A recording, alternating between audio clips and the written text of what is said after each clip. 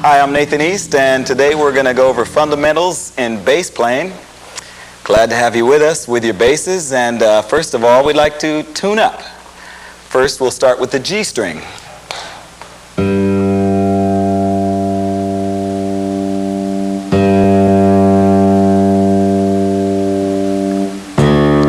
D string second.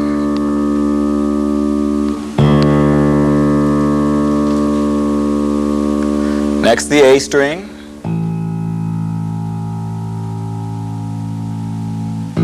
Tuning, very important. And the E string.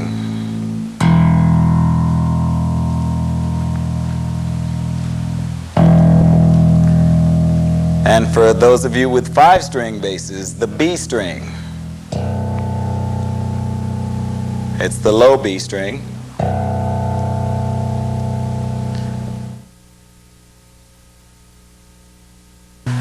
Okay, the bass guitar, my personal favorite instrument of all times. One of the best decisions I've ever made in my life was to learn how to play it, and as a result of that, I've been able to travel all around the world playing for different people and having a great time, as I'm sure you will. And we'll go over a few things right now involving technique. We'll speak about right-hand technique, left-hand technique, the thumb versus playing with the two-finger technique. And we'd like to take a look at the two-finger technique. This is something that I usually use, and there are a lot of exercises that I used to play to help me develop the two-finger technique. It's the two fingers, the first finger, and the second finger. And to do trills that eventually can have speeds.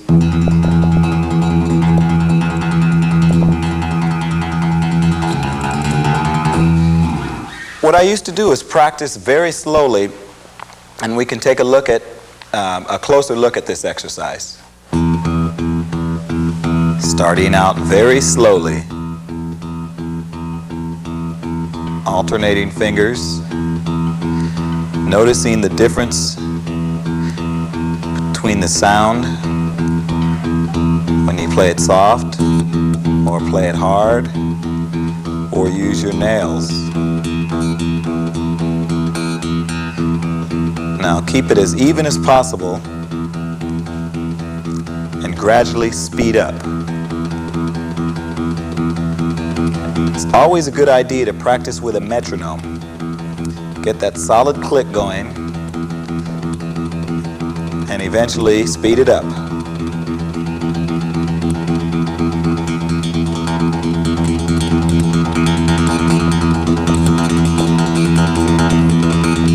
Notice the tone difference.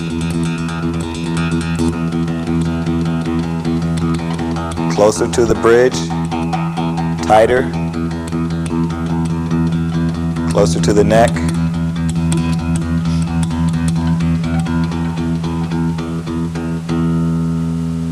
Okay, so far so good. That's basically pretty easy. And fingers are very important in tone placement. Wherever you put your fingers, that's going to have a lot to do with the tone of the note. And this is a very important thing depending on what music you're playing. So for instance, if you want a fatter tone, you would play closer to the neck of the bass, and it would sound bigger. Now as you get closer to the bridge, the tone gets thinner and more percussive. So you can hear it changes. So if you were playing jazz, for instance, a walking bass line,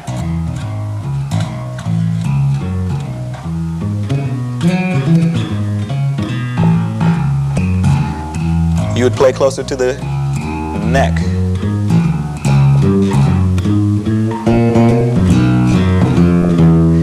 And then if you were playing a more percussive kind of sound, you'd play closer to the bridge.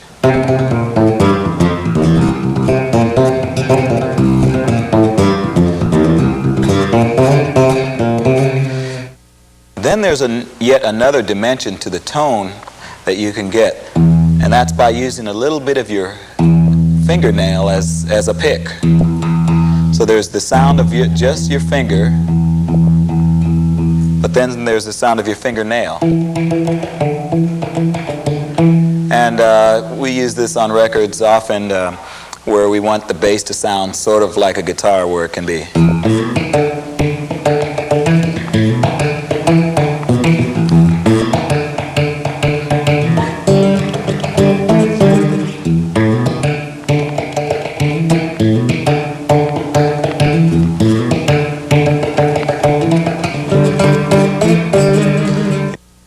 That gives you sort of a pick effect with your fingers. Now there's a cross string groove that we can do that it's sort of like target practice, where you're playing and jumping a string, playing the octaves, for instance. And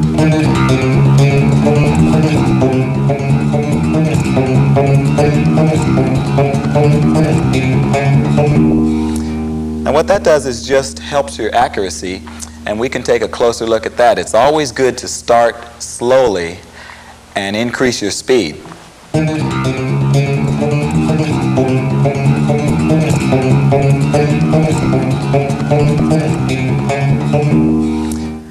Now that was fun, wasn't it? And another exercise that you can practice that would make use of that is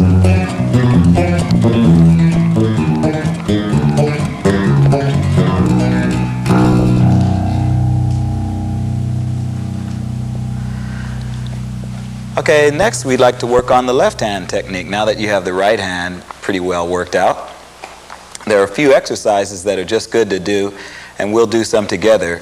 It's like calisthenics. When you wake up in the morning, these are some of the first exercises that I learned, and I find them very helpful in getting the left and right hand coordination together. First of all, we would start at the first fret, and since I have a 5-string, we'll start on the B string with the note C.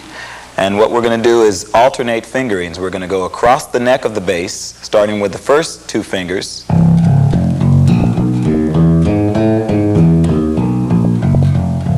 And then the first and third fingers.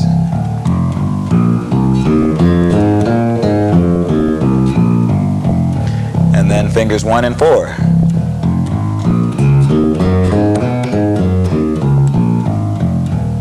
Then we'll change to fingers 2 and 3.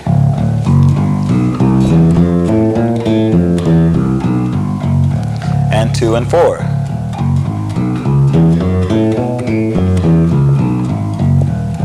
And then fingers 3 and 4, which are the most difficult, as you will find out.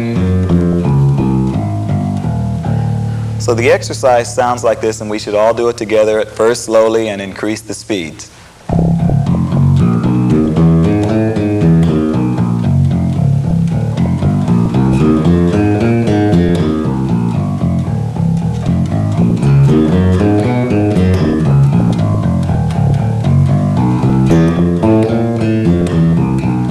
Stretch those fingers out.